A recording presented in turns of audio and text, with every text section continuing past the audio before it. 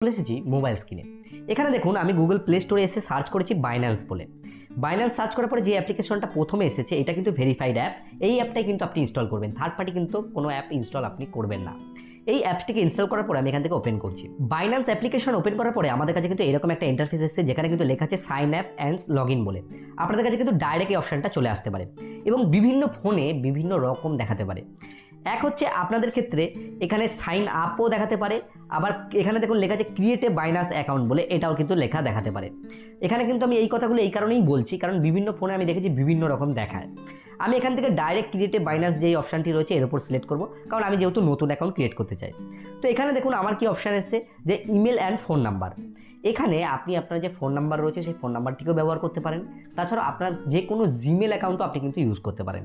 এখানে আমি একটা জিমেল অ্যাকাউন্ট দিয়ে নেব। এখানে আমি একটা মেল অ্যাকাউন্ট দিয়ে নিলাম। এখান থেকে আমি নেক্সট বাটনের উপর ক্লিক করব। নেক্সটে ক্লিক করার পরে এখানে দেখুন লেখা উঠেছে যে 6 ডিজিট কোড সেন্ড করা হবে এই আর কি মেল আইডিতে। তো আমার মেলের মধ্যে যে কোডটা এসেছে সেই কোডটিকে আমি দিয়ে নিয়েছি। তারপরে আমাদের কাছে কিন্তু ডাইরেক্ট ক্রিয়েট এ পাসওয়ার্ডের অপশান এসেছে। দেখুন এই যে পাসওয়ার্ডের যে অপশানটা এসেছে এখানে কিন্তু পাসওয়ার্ডটা আপনাকে সঠিকভাবে দিতে হবে। যেমন ধরুন আপনি যদি পাসওয়ার্ড রাখেন ABC, তাহলে কিন্তু আপনাকে প্রথম যে ওয়ার্ডটা রয়েছে সেটা কিন্তু বড় হাতের রাখতে হবে, মানে ক্যাপিটালে, এটা বড় হাতের ABC। তারপর ধরুন আপনি @ দিলেন, মানে একটা স্পেশাল ক্যারেক্টার, তারপর আপনি নাম্বার টাম্বার যা দিলেন। তো এইভাবে আপনাকে কিন্তু পাসওয়ার্ড দিতে হবে, তবেই কিন্তু পাসওয়ার্ডটা নেবে, নাহলে কিন্তু পাসওয়ার্ড কখনোই নেবে না।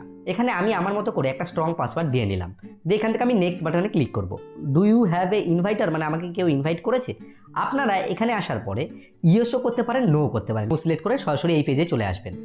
এই পেজে চলে আসার পরে দেখুন এখানে রেসিডেন্সি লেখা আছে, যেখানে আমার কিন্তু ভারত সিলেক্ট রয়েছে, কারণ আমি ইন্ডিয়া থেকে, তাই আমি ইন্ডিয়া সিলেক্ট করে রেখেছি।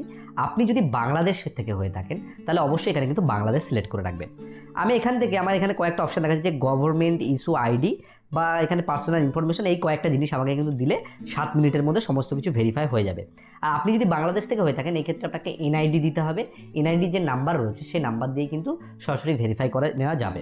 আমি এখান থেকে কন্টিনিউ যে বাটন রয়েছে কন্টিনিউ ক্লিক করবো। এখানে আমার নাম দিতে বলছে, আমি এখান থেকে সরাসরি আমার যে নাম রয়েছে নামটিকে দিয়ে নিচ্ছি। নাম লেখার পরে আমি এখান থেকে কন্টিনিউয়ে ক্লিক করব।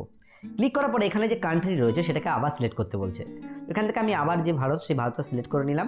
তারপরে আমি এখান থেকে কন্টিনিউ আবার প্রেস করব। এখানে কিন্তু আপনার যে ডেট অফ বার্থ রয়েছে সেটা দিতে হবে।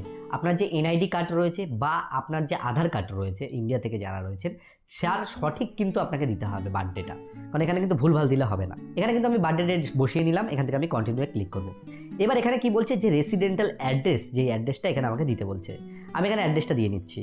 লিখে নেওয়ার পরে সমস্ত কিছু লেখার পরে আমি এখান থেকে কন্টিনিউ যে রয়েছে কন্টিনিউয়ে ক্লিক করব, কারণ এখানে পিনকোড থেকে শুরু করে সমস্ত কিছু ডিটেলসটা দিয়ে দিতে হবে। এবার দেখুন এখানে যে রয়েছে এখানে কিন্তু ভেরিফাই আধার উইথ ওটিপি, মানে আমি আধার কার্ড দিয়ে ওটিপি দিয়ে এটাকে ভেরিফাই করে নিতে পারবো। আর যারা বাংলাদেশ থেকে রয়েছেন তাদের কিন্তু আমি যে বললাম এনআইডির অপশান আসবে, এই জায়গাটা করেই আপনি কিন্তু করে নিতে পারবেন। আর আপনার যদি আধার কার্ডে কোনো সমস্যা থাকে সেক্ষেত্রে আদার্স ডকুমেন্টস রয়েছে, পাসপোর্ট বা ড্রাইভিং লাইসেন্স, এগুলো দিয়ে কিন্তু আপনি করে নিতে পারবেন। আমি এখানে যেহেতু আধার কার্ডের ব্যাপার রয়েছে আমি আধার কার্ডটাকে কন্টিনিউ করছি। কন্টিনিউ করার পরে এখানে আরেকটা নতুন পেজ আসবে যেখানে আমার যে আধার কার্ড নাম্বার রয়েছে আধার কার্ড নাম্বারটা দিতে বলবে। এখানে আমি এই যে যেটা ফটোতে দেওয়া রয়েছে ইমেজে সেই ক্যাপচারটা ভরে নিচ্ছি। তো আমি এখানে নেক্সট যে বাটন রয়েছে নেক্সট বাটনের উপর ক্লিক করব। এইবার আমার যে ফোন রয়েছে সেই ফোনের মধ্যে একটা ওটিপি আসবে, মানে আমার আধার কার্ডটা যেই নাম্বারের সাথে লিঙ্ক করা রয়েছে সেই ওটিপিটাকে আমি এখানে ফিল আপ করে নেব। এখানে একটা পিন সেট করে নিতে বলবে, ডিজিলকারের পিন। আমি এখানে একটা পিন দিয়ে নিচ্ছি। দেওয়ার পরে এখানে আমি কন্টিনিউয়ে ক্লিক করব। তো দেখুন এখানে কিন্তু সমস্ত ডিটেলস যে রয়েছে সেটা কিন্তু এখানে চলে এসেছে। এখান থেকে আমি সরাসরি অ্যালাউ যে অপশান রয়েছে অ্যালাউয়ের উপর ক্লিক করব, কারণ এখান থেকে যেসব ডেটাটা রয়েছে সেটা কিন্তু ফেচ করে নিয়েছে। তারপর এখানে কিন্তু থ্যাংক ইউ লেখা চলে আসলো, এটা কিন্তু ডিটেলস আমার নিয়ে নিল। এখানে আমাকে কি বলছে যে প্যান কার্ড নাম্বারটাকে দিতে।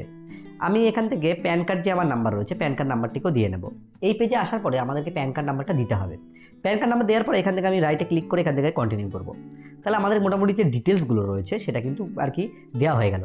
অ্যাকাউন্ট দেখুন এখানে লেখা আছে account verified, go to home page. তো এখানে যে লেখা হচ্ছে your verification under review, check ডিটেলসে আমরা একবার ক্লিক করব। তো এখানে যে আইডেন্টিফিকেশন লেখা আছে এখানে কিন্তু কিছুক্ষণ পরেই কিন্তু ভেরিফাই হয়ে যাবে।